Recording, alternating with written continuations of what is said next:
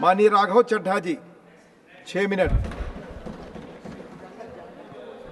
Sir, क्योंकि मैं सदन का सबसे युवा सदस्य हूं, मैं अपना दायित्व और अपनी जिम्मेदारी नहीं निभाऊंगा अगर मैं आज इस देश के युवाओं का सबसे ज्वलंत मुद्दा जो है उसे ना उठाऊं। सर, इस देश में 2 शिक्षा व्यवस्थाएं हैं। एक शिक्षा व्यवस्था है अरविंद केजरीवाल जी की शिक्षा व्यवस्था, जिसमें दिल्ली में वर्ल्ड क्लास स्कूल बनाए गए, बढ़िया करिकुलम, क्वालिटी एजुकेशन दी गई और एक शिक्षित भारत का, शिक्षित राष्ट्र बनाने का सपना लेकर आम आदमी पार्टी, अरविंद केजरीवाल जी आगे बढ़े। एक दूसरी शिक्षा व्यवस्था है सर, जिस शिक्षा व्यवस्था में परीक्षा शिक्षा माफिया जन्म लेता है, जिसके तहत आज लाखों बच्चों का भविष्य अंधकार की कागार पे खड़ा है। मैं बात कर रहा हूं नीट यूजी और यूजीसी नेट की, जिसमें कुल मिलाकर करीब 35 लाख बच्चों का एग्जामिनेशन हुआ। हमने देखा, देश भर में देखा कि कैसे उस एग्जामिनेशन को पेपर लीक हुए, क्या उसमें माफियाओं का राज रहा और कैसे इन 35 लाख बच्चों का भविष्य आज अंधकार की कागार पे खड़ा हुआ है। वो 35 लाख बच्चे आज इस संसद टीवी को देख रहे हैं इस उम्मीद से कि शायद उनके अधिकारों की, उनके हकों की बात होगी। भारत देश एक बहुत युवा देश है। भारत की 65% आबादी 35 साल से कम आयु की है। मैं आपको बताना चाहूंगा कि इस दुनिया के सबसे युवा देशों में भारत आता है, जहां जापान की पॉपुलेशन की औसत उम्र 50 साल है, इटली की 48 साल है, जर्मनी की 46 साल है, यूनाइटेड किंगडम की 40 साल है, चीन की 40 साल है। जहां विकसित देश बूढ़े होते जा रहे हैं, भारत देश जवान हो रहा है। भारत की औसत उम्र आज मात्र 29 साल है।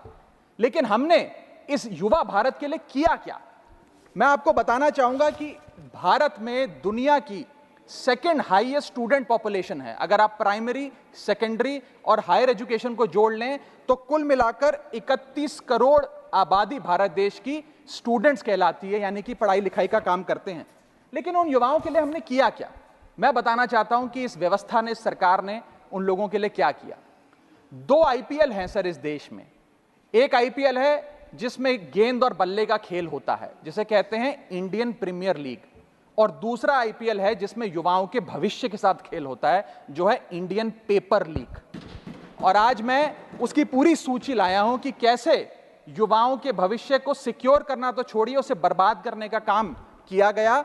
और उस सूची में मैं नाम पढ़ के आपका ध्यान आकर्षित करना चाहूंगा कि क्या क्या हमने अपने देश के युवाओं को दिया है।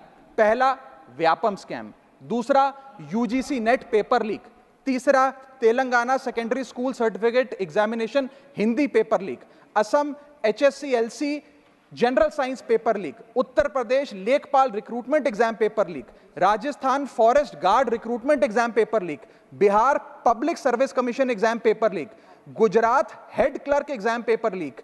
SSC CGL exam paper leak. UP TET exam paper leak.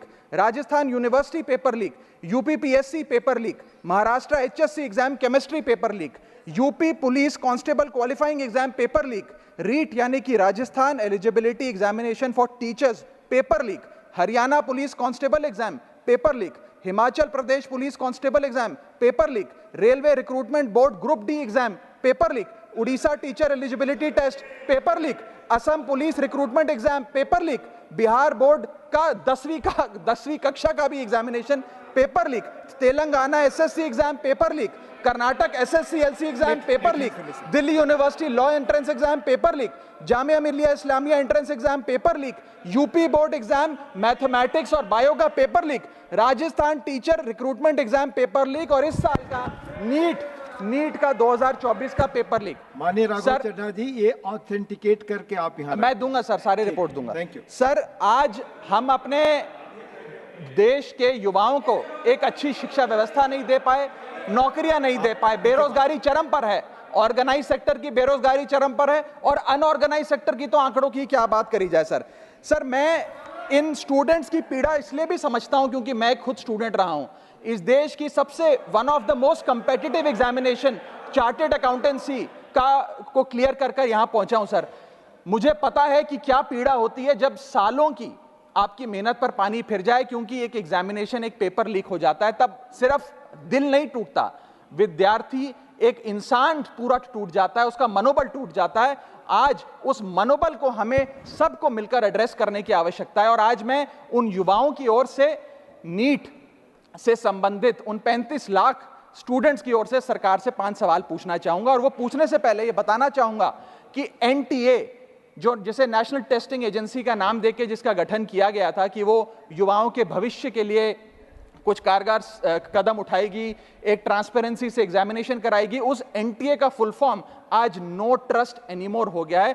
कोई भी विद्यार्थी आज इस एनटीए पे विश्वास नहीं कर रहा। और मैं विद्यार्थियों की ओर से ये 5 सवाल सरकार से पूछना चाहूंगा, नीट से संबंधित सटीक सवाल। पहला सवाल, नीट का पेपर जिसमें मात्र 1-2 बहुत हुआ तो 3-4 स्टूडेंट्स की रैंक 1 आती है, जैसे कि 2023 में मात्र 2 लोगों की रैंक 1 आई, 22 में मात्र 4 लोगों की आई, 2021 में मात्र 3 लोगों की आई।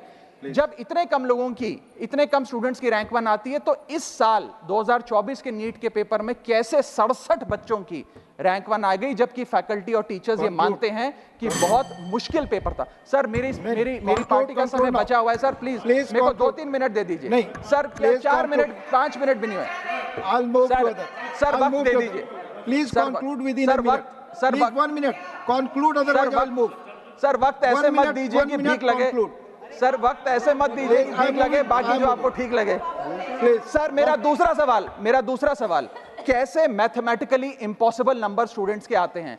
इस एग्जाम में या तो 720 नंबर आएंगे जिसके सारे जवाब सही हैं, और अगर एक भी गलत हो गया तो आप 715 नंबरों पे आ जाएंगे। इस 715 और 720 के बीच में किसी के नंबर नहीं आ सकते, लेकिन इस बार ग्रेस मार्क्स देकर 717, 718, 719। और आखिरी सवाल, मेरा आखिरी सवाल, मैं समाप्त कर रहा हूं सर। इस बार जो इस नीट एग्जाम के नतीजे 14 जून को आने थे, उसको 10 दिन पहले कर दिया गया। हम देखते हैं कि नतीजों में देरी अक्सर होती है, लेकिन 10 दिन पहले चुनावों के शोर के नतीजों के शोर में 4 जून को नीट एग्जाम के नतीजे लाए गए। क्या मकसद था? क्या माननीय सांसद, धन्यवाद सभापति महोदय। मान्यवर सांसद जी ने जो ग्रुप डी एग्जाम रेलवे के बारे में कहा है, वो फैक्चुअली इन्होंने इनकरेक्ट कहा है, सदन को मिसलीड कर रहे हैं। मैं फैक्चुअल पोजीशन आपको बना देता हूं। Group D exam sir, group D exam 191 cities, 551 centre, 99 shift, 33 days, 15 languages में हुआ। 1 करोड़ 11 लाख एप्लीकेंट्स ने एग्जाम दिया, और बिना कोई कहीं पर एक भी सिंगल शिकायत के टोटल रेलवे ने 1.5 लाख लोगों को अपॉइंटमेंट दिया है। और ये कृपया अपना विड्रॉ करे अथवा एक्सपंज किया जाए। चेयर हैज ऑलरेडी डायरेक्टेड कि ऑथेंटिकेट करके देंगे, प्लीज आप ऑथेंटिकेट करके देंगे। You have raised, minister has replied, no I am it's not debate sir, no debate. You have raised the point, he has clarified it. No, आप writing में दे दीजिएगा। I have already told it, authenticate please. No, माननीय रामजी लाल सुमन जी, श्रेष्ठ भारत पर खबरों से जुड़े रहने के लिए चैनल को सब्सक्राइब और लाइक करें, बेल आइकन दबाएं और देखते रहें श्रेष्ठ भारत।